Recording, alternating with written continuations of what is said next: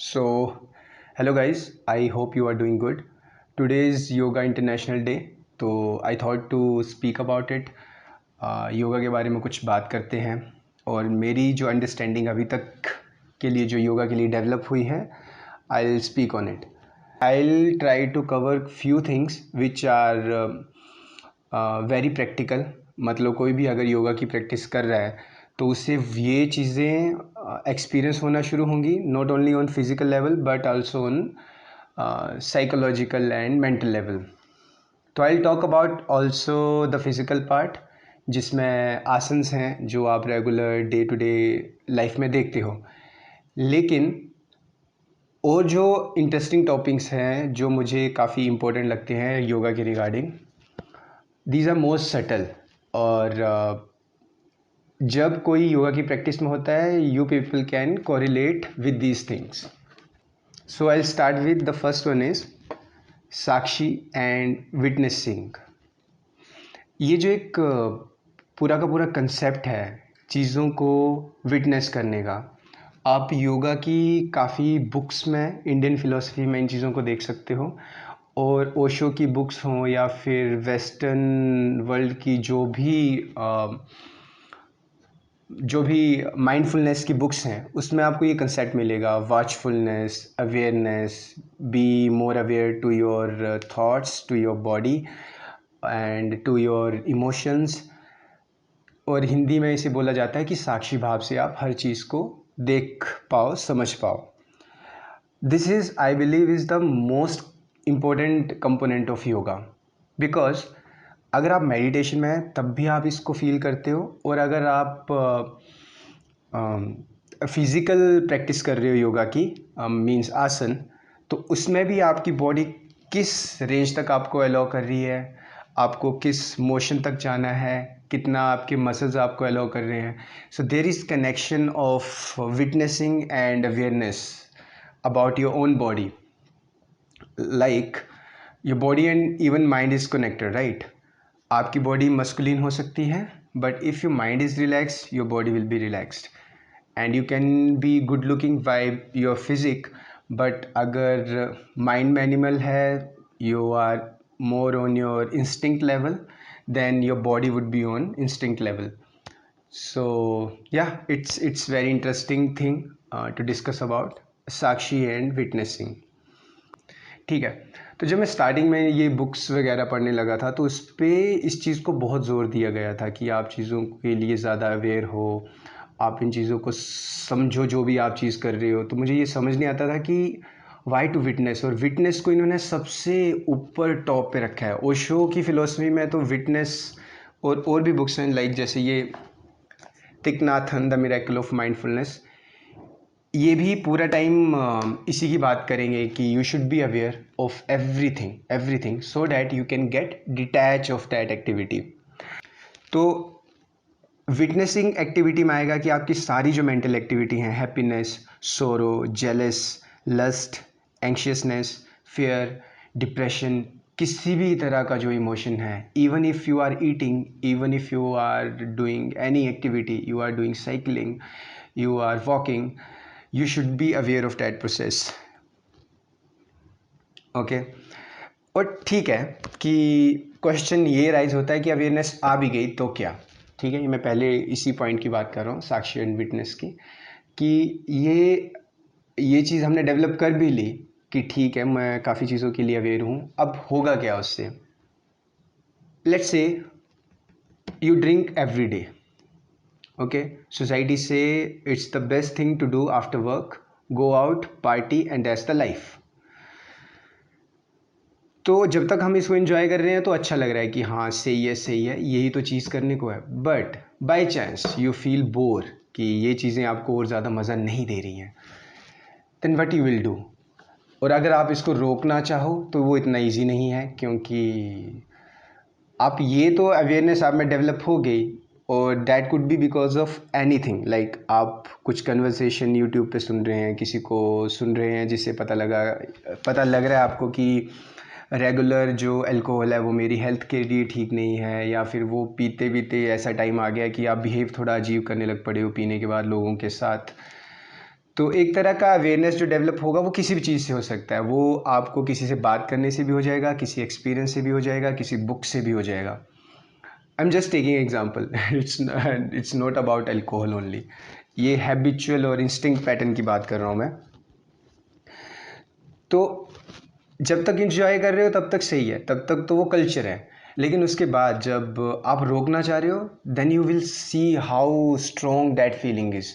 Even to watch porn films by younger age we enjoy it, but if you try कि आपको ये चीज़ें छोड़नी हैं और इससे कुछ बेनिफिट नहीं हो रहा है फिज़िकल लेवल पे भी, पोर्न आपकी बॉडी की एनर्जी को डिमिनिश कर रहा है and it's reducing your self confidence, your self esteem, then you try to stop these activities, and then comes this understanding of how big the addiction is.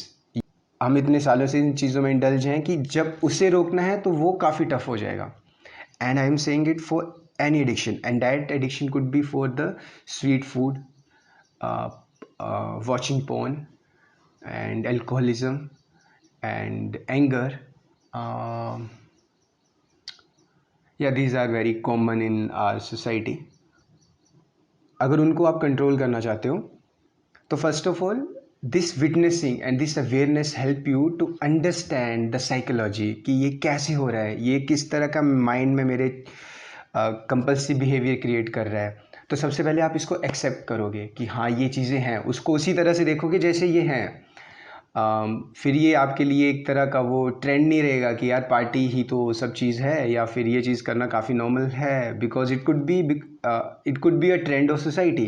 ये आप अपनी मर्जी से कर रहे हो या फिर ये आपको आउटर सोसाइटी से दिया गया है। These all activities, going out, sleeping late, eating junk, anything, जो भी कर रहे हो आप देख रहे हो कि सारा सिस्टम कर रहा है तो आप कर रहे हो। लेकिन अगर आप अपनी हेल्थ के लिए थोड़ा सा भी अवेयर होने लगोगे तो आप इस समझ पाओगे कि ये चीज़ ठीक नहीं है।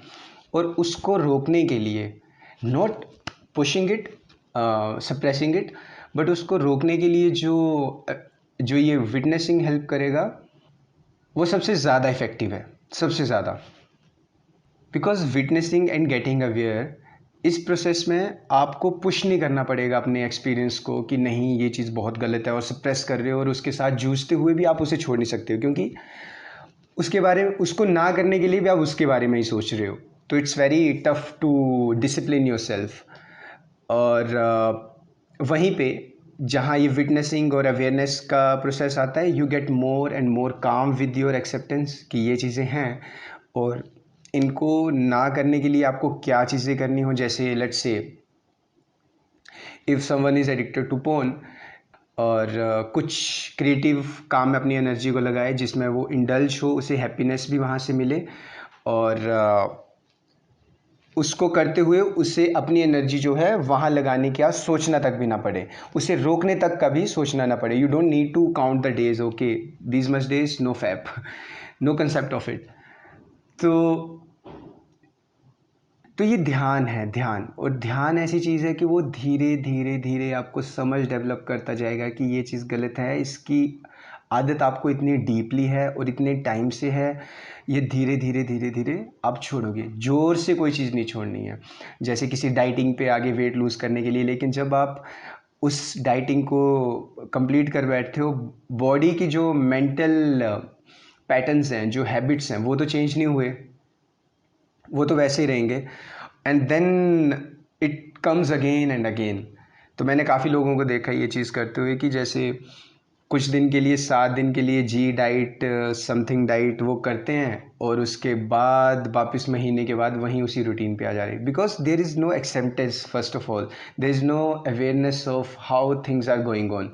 You are doing few things out of push, out of suppression. तो वहाँ पे ये चीज़ हेल्पफुल नहीं रहेगा।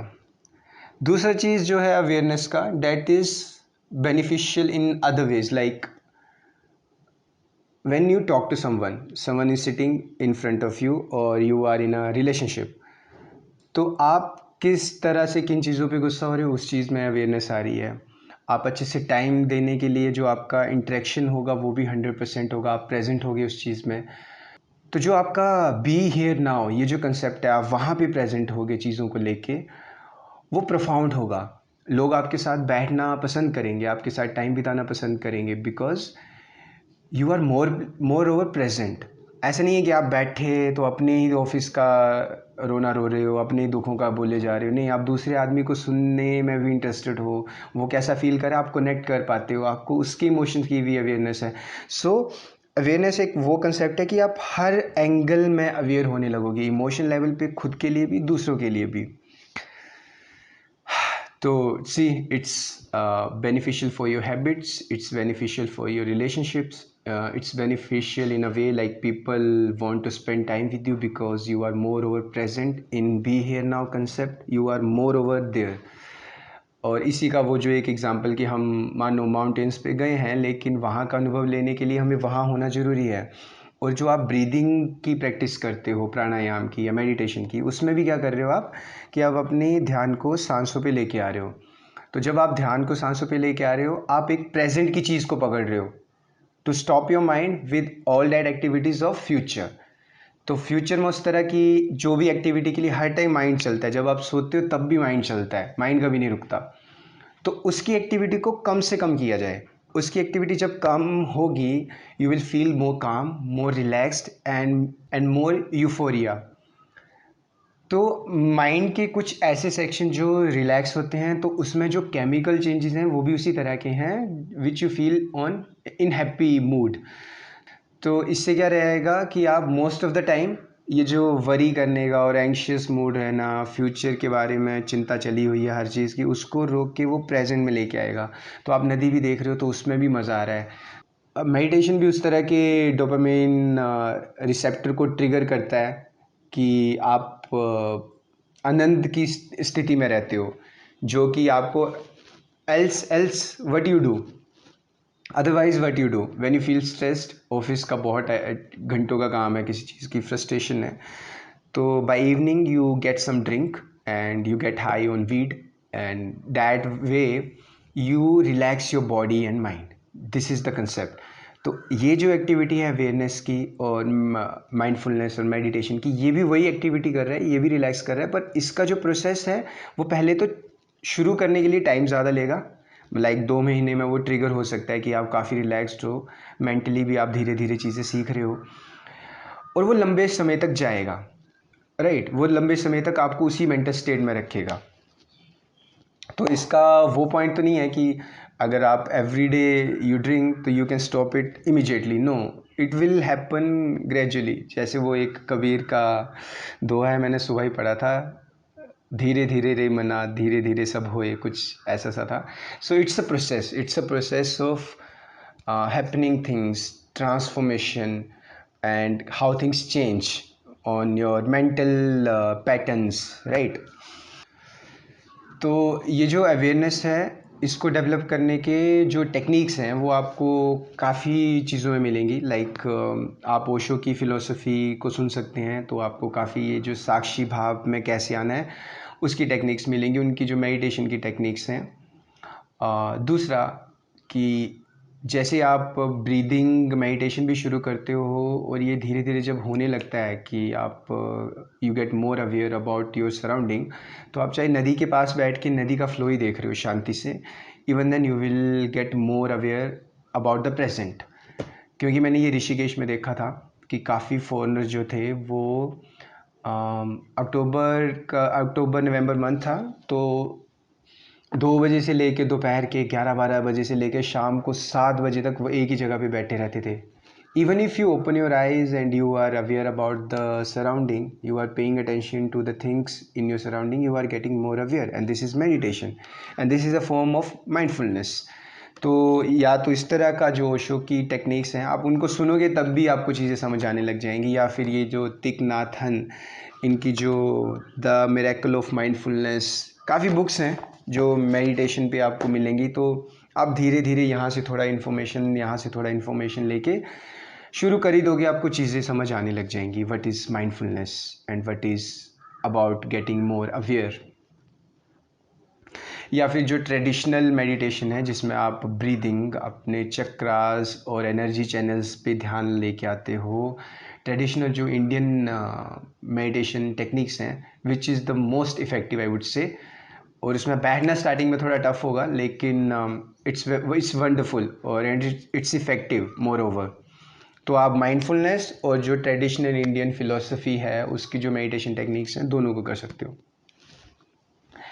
And even if you perform the asana, तो उसमें भी you are getting aware about your body, right.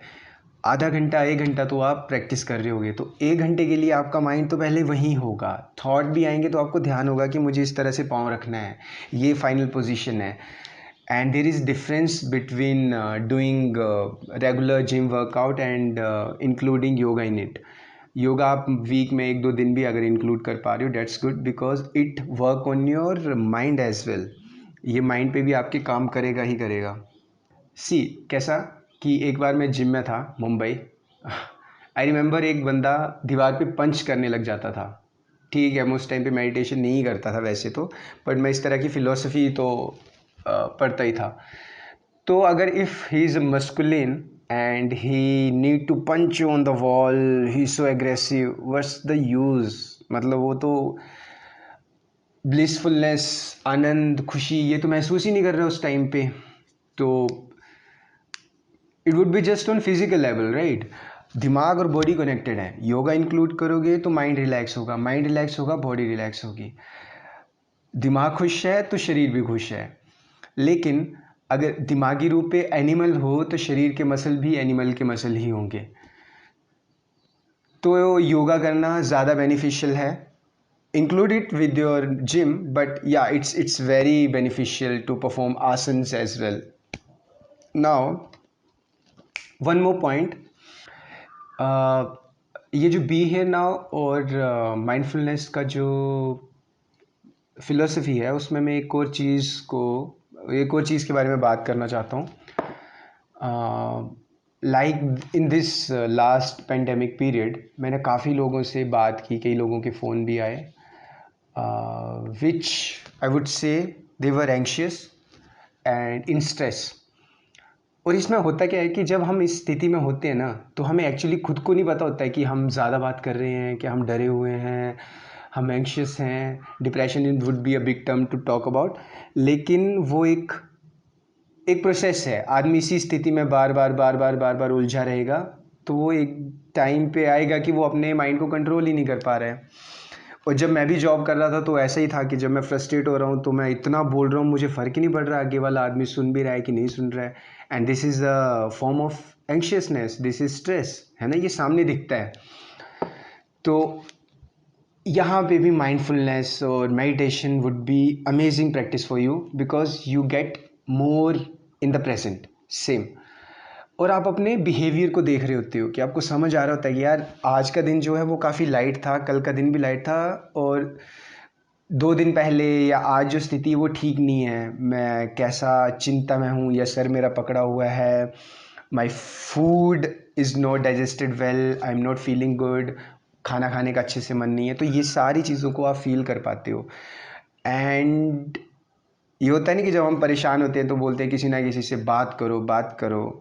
It's good, we need to talk, it's चिंतन, आपको बात करना चाहिए, तो आप हल्के होंगे अंदर से। लेकिन अगर आप आज बात की और कल फिर उसी एक्टिविटी को वापस किए जा रहे हो, तो इट्स ऑफ नो यूज़। आगे वाला इंसान भी सुनना बंद कर देगा, या फिर वो अपनी टर्न की वेट करेगा कि मैं भी अब बोलूँ। तो ये जो माइंडफुलनेस की एक्टिविटी है, उसमें धीरे धीरे इसमें रिडक्शन आएगी। आप समझ पाएंगे कि यार ये मेरे माइंड के साथ हो रहा है, और जो आपकी चिंताओं का जो तल है वो चेंज होगा। आप छोटी छोटी चीज़ों के लिए you want sweat for the small stuff, so it will change. और जहाँ पे एंशियस और स्ट्रेस की बात है, जो कि आज के टाइम में normally Indian office culture, IT का जो मैंने देखा है, मैंने 5 साल इसमें काम किए, 5.5 साल, ये है ही है। इसमें कोई डिनाई नहीं है। लोगों के पास खाना खाने को टाइम नहीं है। ये जो रश है कि ये डेडलाइंस आपको you need to meet and you need to get this much hike, ये आपके दोस्तों ने कर लिया है, आपको वहाँ तक पहुँचना है, you need to go on site, this all things are just stressful. And the other thing is कि जो खुश है ना वो यहाँ पे भी खुश है, वो हर जगह खुश है, और जो जो दुखी है वो यहाँ पे भी दुखी है और वो एलए में भी दुखी रहेगा। सो आपको बाहर जाना है या आपको प्रमोशन चाहिए या आपको हाइक अभी अभी चाहिए कि नहीं चाहिए, उसके बारे में आप पहले अवेयर होने चाहिए। It should not be given by the society, it should not be a trend, जैसे वो भेड़ चाल बोलते हैं। तो you get more aware about your thoughts, about your mental state, about your body, about your situations, and you choose for yourself कि आपको क्या चाहिए। ऐसे ही कुछ नहीं होगा, ऐसे ही कुछ आप पागलों की तरह नहीं दौड़ोगे किसी चीज़ के लिए। सो this is the complete concept of Sakshi and witnessing. I hope आप काफ़ी चीज़ों के साथ यहाँ रिलेट कर पाए होंगे। तो now we will talk about other component of yoga, जो है फिज़िकल, लाइक आसन की प्रैक्टिस। तो जो ये चीज़ है इसको आप नॉर्मली हर जगह देख रहे हो, लोग आसन की प्रैक्टिस करते हैं, विच इज़ गुड। ये आपको अगेन अवेयरनेस आपकी बॉडी की इंक्रीज़ करता है। दूसरा, आपको हेल्दी रखता है, right. You feel more energetic, your immunity increase, it protect you from disease, it increase your vitality, right. ये सब कुछ होता है and this is a big change because कि हम खुश रहने के लिए हमें सबसे पहले तो हेल्दी रहना है। और अगर हम हेल्दी नहीं हैं, दवाइयाँ खानी पड़ रही हैं, हमारी बॉडी ही हमारे लिए रिस्ट्रिक्शन हो गया है और हम ब्लॉक्ड हैं, हम अच्छे से मूव नहीं कर पा रहे, अच्छी एनर्जी बॉडी में फ़्लो नहीं कर रही, then it's not good, right. So for that yoga asana practice is amazing thing. इससे एक तो आप डिजीज़ से दूर हो, you look good, you feel the strength inside and you feel more confident. और भी काफ़ी चेंजेस जो बॉडी लेवल पे होते हैं और साथ के साथ आसन की प्रैक्टिस से वो मेंटल लेवल पे भी होते हैं, because again I am saying कि body and mind both are connected. So asana practice will keep you healthy on your body and on your mind level. Patanjali जिन्होंने योग लिखा है, राइट, उन्होंने योग की प्रैक्टिस को 8 स्टेप्स में मेंशन किया है, जिसमें यम, नियम, आसन, प्राणायाम, धारणा, ध्यान, समाधि, ये सब पार्ट है उसके। तो ये जो फ़िलॉसफ़ी है ये इंडियन फ़िलॉसफ़ी है और इसमें से अलग अलग सेक्शन पे बुक्स बनाई लोगों ने। किसी ने एक चीज़ को पकड़ लिया, किसी ने ध्यान को पकड़ लिया, किसी ने आसन को पकड़ लिया और उसमें डीपली गए। लेकिन जो पतंजलि ने एक पाथ दिया था सभी को, वो ये था कि आप ये चीज़ें करो तो ये एक कंप्लीट वे होगा आपको हेल्दी रखने के लिए, आपके लिबरेशन के लिए, और आपको अच्छे से ये लाइफ जीना है इसलिए। तो इसमें जो यम नियम, जो बेसिक फर्स्ट कंसेप्ट हैं, वो क्या है? Internal and external discipline. झूठ नहीं बोलना है, मीठा ज़्यादा नहीं खाना है, या फिर सेंशुअल प्लेजर्स में ज़्यादा इंडल्ज नहीं होना है। उसमें ये भी आता है कि आप you are keep on listening the music, good music all the time. अति हर चीज़ की बुरी है। सो ये किस तरह से आपको हर टाइम स्टिमुलेटिंग स्टेट में रख रहा है, माइंड को रिलैक्स नहीं होने दे रहा। तो इस सब चीज़ों के बारे में बात है। लेकिन if you see the first 2 steps are yama and niyama, yama and नियमा। तो ये क्या बोल रहे हैं? ये चीज़ें गलत है, इनको रोको। अगेन मुझे ये लगता है कि ये जो हमारा फ़िलॉसफ़ी है उसमें जो 7 स्टेप है, ध्यान या साक्षी, witnessing, that part will help to work on this yama and niyama. Because अगर मैं डायरेक्टली उनको रोकने जाऊँगा कि नॉन वेज नहीं खाना है, जस्ट एक एग्जांपल, या अल्कोहल कंज्यूम नहीं करना है, और मेरे को रोकना है, अभी के अभी रोकना है, मैं कल से ये नहीं करूँगा, तो बहुत टफ होगा क्योंकि आपको डिसिप्लिन लाना पड़ रहा है। वहीं जो ओशो की फ़िलॉसफ़ी है या माइंडफुलनेस की फ़िलॉसफ़ी है, वो ये कह रहे हैं कि आप ये चीज़ों को एकदम से रोकिए मत, आप उसके बारे में अवेयर होइए, उसके बारे में आप अपने आप को ज़्यादा से ज़्यादा सहज बनाओ, अपने दिमाग से देखो उनको विटनेस करो। तो यम नियम को भी प्रैक्टिस करने के लिए आपको ध्यान और विटनेसिंग जो है वो हेल्प करेगी, for sure it will help. So this is the easy ways given by other teachers. जैसे ओशो ने ध्यान को पकड़ा, या माइंडफुलनेस की फ़िलॉसफ़ी ने प्रेजेंट होने को पकड़ा, be here now. In concept को बार बार इसलिए बोला कि आप सप्रेशन से चीज़ों को बंद ना करो, it would not be good. Because if by suppression you are doing something, आप if you are performing retention and you are not indulging into sex, but your mind is full of that thoughts and you are suppressing that energy, sexual energy, तो क्या होगा, it will worst out in some other form. आप हो सकता है कि किसी के साथ लड़ने लगो और वो इतना ज़्यादा एनर्जी आपको बॉडी में फील हो कि आप समझ भी ना पाओ कि किस लेवल तक आप गुस्से में जा रहे हो. तो कहीं ना कहीं वो एनर्जी जो है वो कंट्रोल नहीं होगी, वो निकलेगी. तो उसे ट्रांसफॉर्म करने के तरीक़ों के बारे में आप सोचें, उससे आपकी बॉडी में क्या फ़र्क पड़ रहा है. अगर आपको गुस्सा बढ़ रहा है इन चीज़ों को रोकने के बाद, तो उसके लिए भी आप सहज हो पाओ, आपको वो चीज़ें समझ आएँ कि ये हो क्या रहा है. सो विटनेसिंग आई टोल्ड यू कि ये सबसे बड़ा कंसेप्ट है और इस पे चर्चा बहुत लंबी हो सकती है. It's amazing concept about yoga. So the third point is which I am exploring from last few months. मैं कुछ इंडियन ट्रेडिशनल एक्सरसाइज की वीडियो देखता हूँ जिसमें ये जो रेसलिंग की प्रिपरेशन होती थी इंडिया में, हनुमान पुशअप्स और बाकी चीज़ों पे, सूर्य नमस्कार पे, और भारतनाट्यम की कुछ वीडियोस मैंने एक्सप्लोर किए. तो वो लोग भी कहीं ना कहीं योग से कनेक्टेड थे. मतलब ये मैं कुछ 2 फील्ड्स के नाम बता रहा हूँ आपको, बट उसमें भी जो एक्सरसाइज के टाइप्स हैं, भारतनाट्यम करने वाले भी अश्व संचालन आसन की प्रैक्टिस करते हैं to open up their legs. So see in our traditional time how things were connected. मतलब योगा जो था वो ऐसा नहीं था कि कुछ लोगों के लिए है और सिर्फ वो हेल्थ के लिए कर रहे हैं. It was part of most of the people may be, और सब लोग इसको करते थे हेल्दी रहने के लिए कि ये तो फर्स्ट चीज़ है, इसको तो करना है. आप हेल्दी हो, उसके बाद आप खेती कर रहे हैं, आप जी रहे हो, बाकी चीज़ें कर रहे हो, dates okay.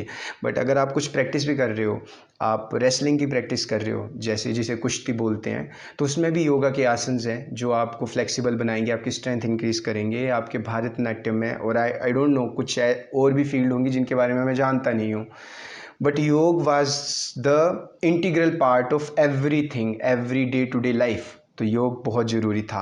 It keeps you healthy, it keeps your mind healthy, it helps in your relationships, it help in your sexual activity. तो ये सब चीज़ें तो हो रही हैं, लेकिन उसके अपार्ट भी अगर योग से ही बात की जा रही है लिब्रेशन की, मोक्ष की, समाधि की, तो वो भी इसी का स्टेप है. मतलब ये कितनी वास्ट फिलॉसफी है, राइट. इवन जो गीता है, गीता में भी योग की बात की जा रही है, और वो कर्म योग है. उसको समझना भी मे बी मुझे बहुत ज़्यादा टाइम लगेगा, लेकिन मैं अभी वो पढ़ रहा हूँ चीज़ें, तो अभी टाइम है उसको, चीज़ों को समझने के लिए कि वो योग किस तरह का है. But yoga is not just physical, it's just not exercise, it's a big thing. And today is International Yoga Day, so I thought to talk about yoga and not just physical asan. तो ठीक है, video को अभी I think I should close. And the main point out of this video, what ever you do, आसन, ध्यान, meditation, body and mental relaxation exercise, overall ये आपकी body को हेल्दी करे, आपके माइंड को हेल्दी करे, और आपको प्रेजेंट में लेके आए, आपकी अवेयरनेस इंक्रीज़ करे, जिससे हैबिचुअल लेवल पे, आपके इंस्टिंक्ट लेवल पे भी आप इवोल्व हों. So consider to subscribe this channel. बहुत कुछ है योगा के बारे में बात करने को. Gradually I will speak on all these things. ठीक है, bye bye, take care, stay more to the present, stay more into the present, and live life more joyfully. Bye bye.